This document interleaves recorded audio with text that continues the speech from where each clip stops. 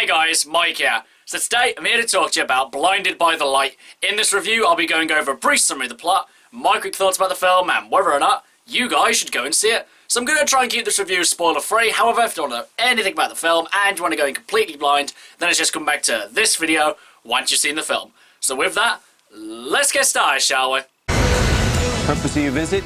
I'm going to see Bruce Springsteen's hometown.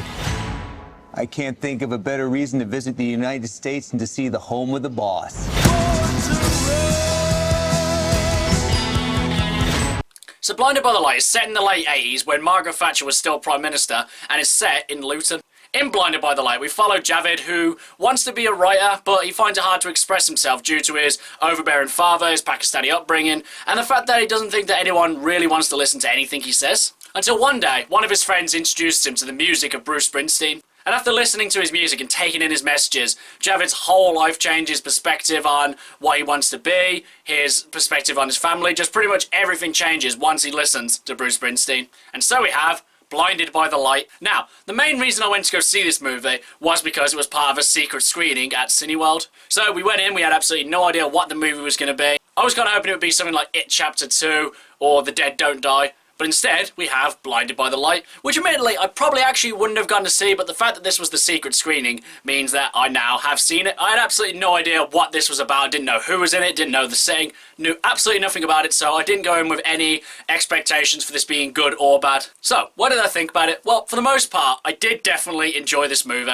The performances were really good, I enjoyed the premise, and the fact that this was based on a true story, I found this quite intriguing as well. There were definitely parts of the movie that were incredibly cheesy, and other parts that you kind of do have to have a stretch of the imagination to kind of believe. Nothing too outlandish, but there were kind of one or two scenes where I'm thinking like, how does that work, or why is that happening, or just kind of things like that. I did think for the most part that Javid and the actor who plays him was really good, but as the movie kind of progressed, I found that he was becoming a bit more obnoxious, really.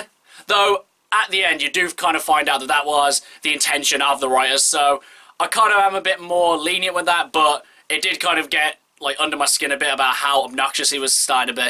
Though I do have to admit, the biggest problem with Blinded by the Light is that when the movie dips, it dips hard. There were certain points where the movie really started to slow down, and I was starting to almost fall asleep and really lose interest in this one.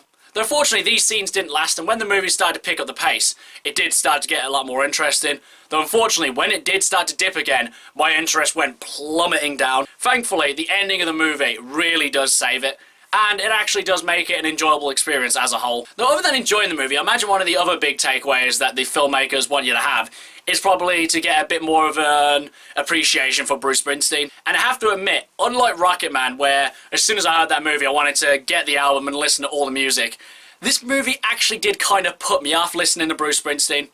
Not that I was a big fan of his in the first place, I knew one or two of his songs, but listening to probably more of his music, I did find it quite samey, and it kind of made me lose all interest in listening to Bruce Springsteen. Not that I say that he's bad, it's just, it didn't really connect with me and I just didn't really want to listen to more.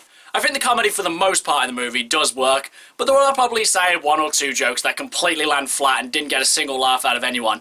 But at the same time, there were a fair few jokes that did warrant quite a few laughs out of me and the rest of the audience. So as a whole, the comedy is kind of hit and miss, though for the most part it is quite hit then miss. And though obviously I wasn't alive during the late 80s, I think this movie did a good job of reflecting what the world was like back in the 1980s. Though realistically I probably should ask someone who was alive during the time, so they can probably tell me whether it was like that or not. Though other than the pacing issues that this movie had, there were quite a few scenes in this that just went completely nowhere. I mean, there were scenes that seemed really important, but they literally skip over them in about like 2 minutes. And you're just left there like, oh, okay, I guess that scene's over. Overall, guys, I quite enjoyed this movie. The performances was really good.